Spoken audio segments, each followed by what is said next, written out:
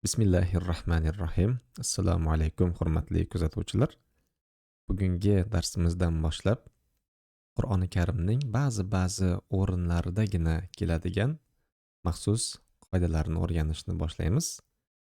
Bugun shunday qoidalardan 3 tasini o'rganamiz inshaalloh. Bu qoidalar Qur'oni Karimning Hud surasining 41-oyatida, Fussilat surasining 44 va Hujurat surasining 11-oyatida kelar ekan. Ularning birinchisi Hud surasining 41-oyatida keladigan qoida. Xo'sh, bu qanday qoida?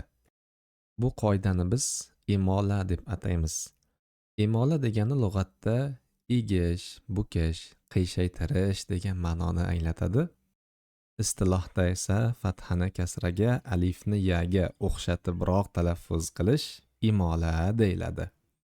Bunda biz alifni a bilan emas, balki uni yaga, ya'ni i unlisiga moyilroq qilib aytar ekanmiz. Imolaning ikkita turi bor: katta imola va kichik imola.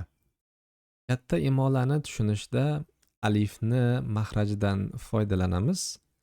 Alifning mahrajida til pastlaydi va jag' biroz ochiladi. Madli yaning mahrajida esa tilning o'rtasi yuqoriga ko'tariladi. Katta imolaning mahrajida esa tilning o'rtasi ya bilan alif mahrajlarining teng o'rtasida joylashgan bo'ladi.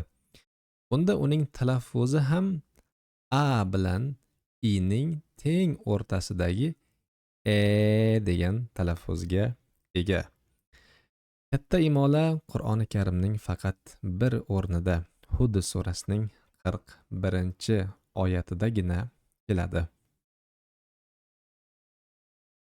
وَقَالَ ارْكَبُوا فِيهَا بِسْمِ اللَّهِ مَجْرَاهَا وَمُرْسَاهَا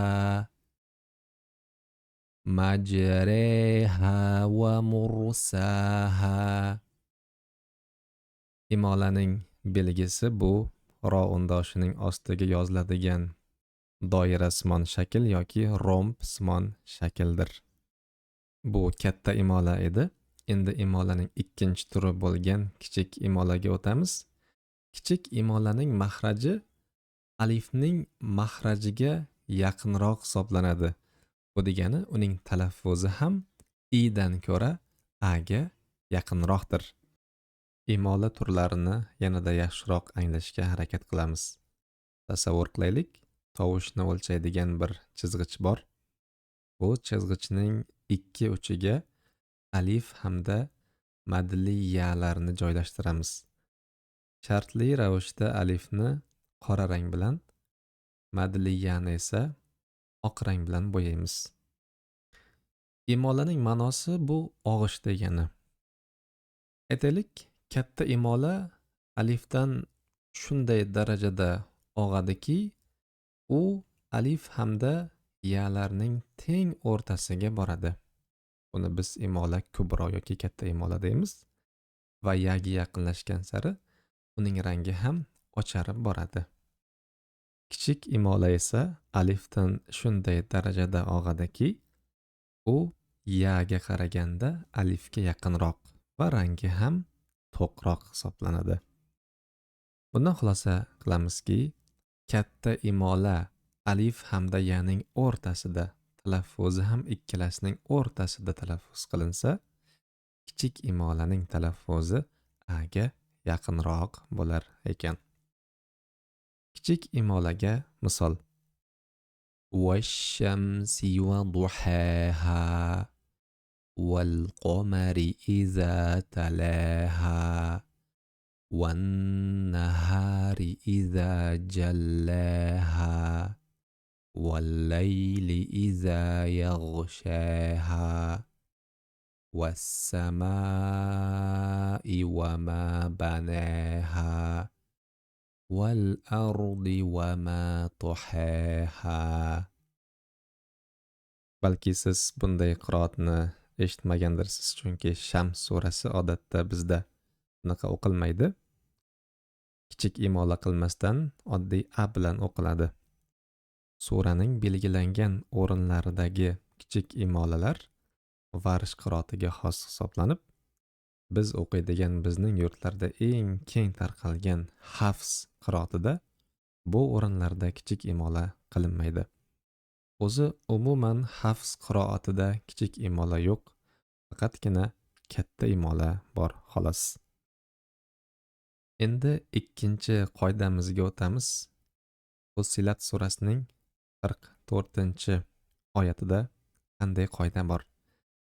Bu yerda ikkita harakatli hamza va undan so'ng sukunli ayn kelmoqda. A. Bunday talaffuz tilga biroz og'irlik qilgani uchun ikkinchi hamzani, ikkinchi fathali hamzani biz tashil qilib o'qiymiz. Tashilning ma'nosi yengillashtirish. Xo'sh, ikkinchi hamza qanday yengillashtiriladi? Uni hamza hamda alif orasida o'qish, bu uni tashil qilish hisoblanadi. Oyatga o'tamiz. وَلَوْ جَعَلْنَاهُ قُرْآنًا أَعْجَمِيًّا لَقَالُوا لَوْلَا فُصِّلَتْ آيَاتُهُ أَعْجَمِيٌّ وَعَرَبِيٌّ. Qaytaramiz.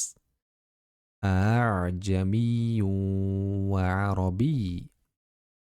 Biz uni yoki deb aytib yubormasdan, balki deb aytib ikkinchi hamzani yengillashtirib ketishimiz kerak bo'ladi. Buning belgisi alifning ustiga yoziladigan doira shakl ekan. Endi esa 3-qoidamizga o'tamiz. Hujurot surasining 11-oyatiga tegishli bo'lgan qoida. Alismu degan so'z aslida al va ismu so'zlarining birlashmasidan hosil bo'lyapti. Agar alga ismuni qo'shadigan bo'lsak, ikki sukunli harf o'zaro yo'liqib qoladi. Al sukunli lam bilan tugayapti, ismu sukunli sin bilan boshlanyapti. Shunday o'rinlarda biz birinchi sukunli harfga harakat beramiz. Bu o'rinda lam undoshiga kasra beramiz. O'shaning uchun alismu deb o'qiladi. Bi'salismul fusuq singari. Agar talaffuzni ushbu o'rindan boshlasak, vasl hamzasini qaysi harakat bilan o'qiymiz? Vasl hamzasini topish qoidalari bor edi. 3-harfga qarardik. Lekin bu yerda 3-harfimiz ham vasl hamzasi turibdi. Aynan Hujurot surasining 11-oyatida ushbu o'rinni ibtidoda, ya'ni boshlab o'qiydigan bo'lsak, fatha bilan o'qib ketamiz. Alismul fusuq singari. Bugun sizlar bilan 3 qoidani o'rgandik. Birinchisi Hud surasining 41-oyatiga tegishli bo'lgan imola, bu katta imola hisoblanib, bizning qiroatimizda, ya'ni Imom Hafs qiroatida faqat shu o'rindagina imola qilinadi.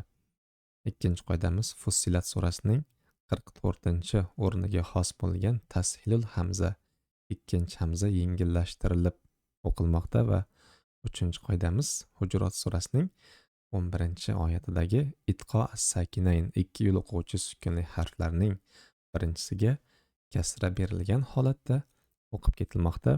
Keyingi darsda ko'rishguncha xayr. Assalomu alaykum va rahmatullohi va barakatuh.